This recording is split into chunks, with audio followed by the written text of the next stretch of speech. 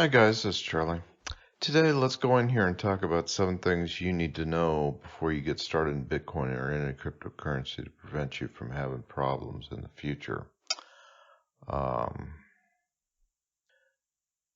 of my big rules is if you're going to transfer cryptocurrencies around, you should always test the Bitcoin address or the cryptocurrency address by sending a very, very small amount to that address to make sure it ends up being in the right spot rather than taking a chance if you send like 5 Bitcoin somewhere and they go to the wrong address. Well, if they go to the wrong address, you're out because there's no way of getting it back. There's no luxury of having like a chargeback like your credit card has, or calling somebody up and say, can you reverse the charge, or calling your bank and saying that wire transfer didn't go through, it went to the wrong place. There's none of that. If you send them to the wrong place with cryptocurrencies, they're gone. If you send them to a dead address or an address that doesn't work anymore, they're gone. You can't get them back. They don't hit return to sender. They don't come back to you. So that's probably the best place to start. Always test the address by transferring a very small amount to the address to make sure it actually ends up there. And if it's your address, then you can at least go in there and verify it. Otherwise, you're going to have to go out on the blockchain or something, and you're going to have to verify it went to the right address that way. But that will save you a whole bunch of headaches if you just take that simple step. Also, number 2, you always want to verify the software you're going to be storing any of your cryptocurrencies on. Technically, you're not storing any cryptocurrencies inside of an address, but what you are doing is you're securing the Bitcoins and cryptocurrencies with the private keys to that address. So you always want to verify how and where you're going to store your cryptocurrencies by making sure the software and the wallet address that you're getting all of your software from actually is coming from the developer and not some bad actor out there who's trying to steal your stuff. Because if here again, if you send them to some place and they're a bad actor, there's no way of getting them back. So one of the more recent ones that happened that was real bad was Apple. They approved a Ether wallet that actually turned out to be fake, and this happened about 2 years ago. And this wallet app that everybody put on their iPhone looked legitimate and it was working great. It made it all the way up to the number 3 spot in the App Store in the finance category on Apple's downloads before enough people reported that their coins weren't ending up and going to the right places after they'd sent them. So everybody found out the hard way they got scammed. So it's easier just to make sure that you're verifying the software when you get it and make sure it's actually coming from the places that they say it is. And also, if you store any type of cryptocurrencies, I would not put a large chunk of those on an iPhone or an Android phone, because in my opinion that's one of the easiest ways to lose them, because everybody uses their phones every day, and all it takes is one bad person to get a little bit of malware or bad software on your phone, then they got access to everything that's on your phone. So I would not store any significant amount of cryptocurrencies or etc. inside of your mobile device. That could be an iPad, could be a phone. So that might help you save yourself a whole bunch of trouble by just taking that simple step. Like I've said in the past, we've only had our personal computers for 35, 40 years, and the internet's been around for 25 to 30 years. And cryptocurrencies like Bitcoins have only been around here for 10 or 11 years. We don't know much about securing anything electronic at this point, so you would probably be wise to take steps and go above and beyond to make sure that you're getting everything verified and validated before you assume it's good, because like I said at the beginning of this video, there's no guarantees you can get any of this stuff back if you do it wrong. So, and recently we've been hacked Or recently, big businesses have been hacked like Target, Home Depot, Equifax, the city of Palestine, Texas, and even most recently Capital One. Everybody's getting hacked, so you best do your part to help prevent yourself from having these issues. And another one of my big tips is get a separate computer to do all of your cryptocurrency trading on and buying and selling on, so that you don't expose yourself to unnecessary risks. That way, if you click on the wrong email inside your email account or something, it opens up a bit of malware. Well, now the only thing that's really exposed is your regular computer and your email account.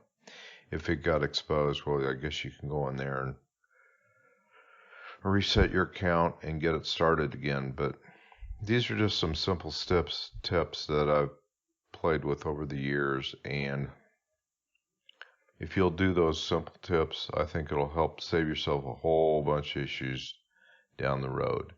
And as a very well-known computer expert told me years and years ago, she said that if you keep your finances separate from your day-to-day lives, you will solve yourself so many other problems. Even your regular banking stuff, it's been separate at my house for years.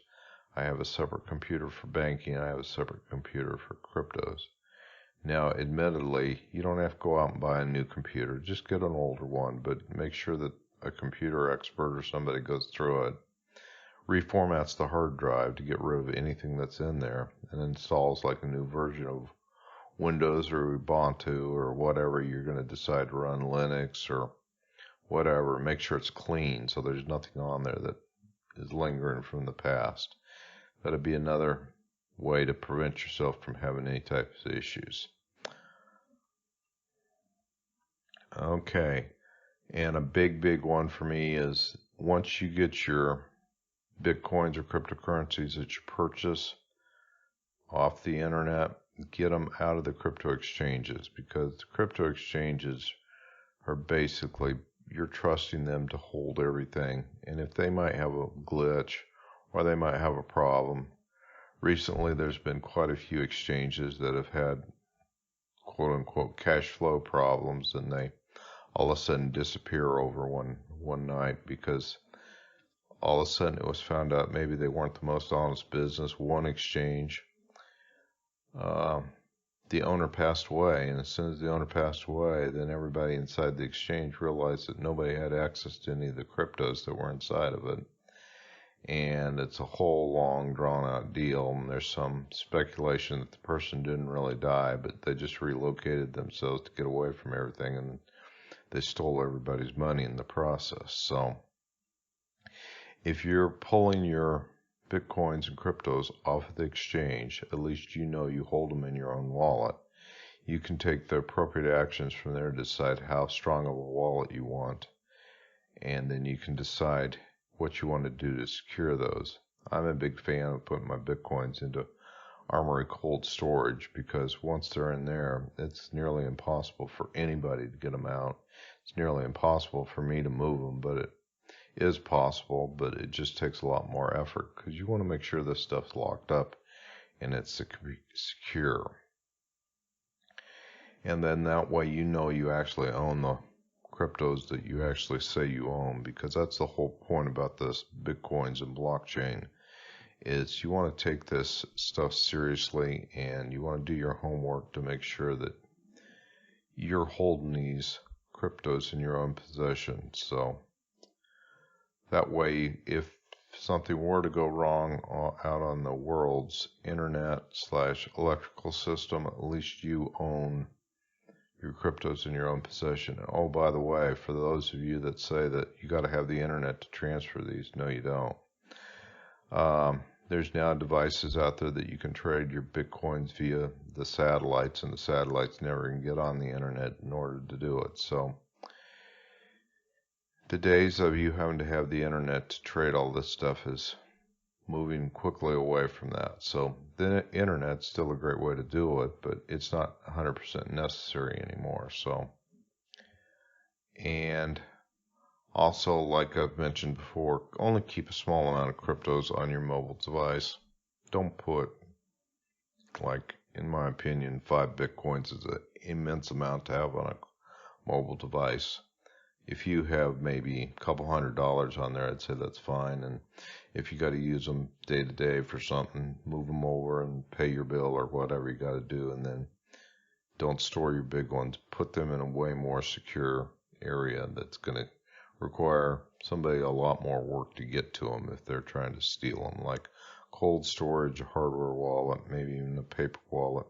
Anything that makes it harder for somebody to get them out of your possession.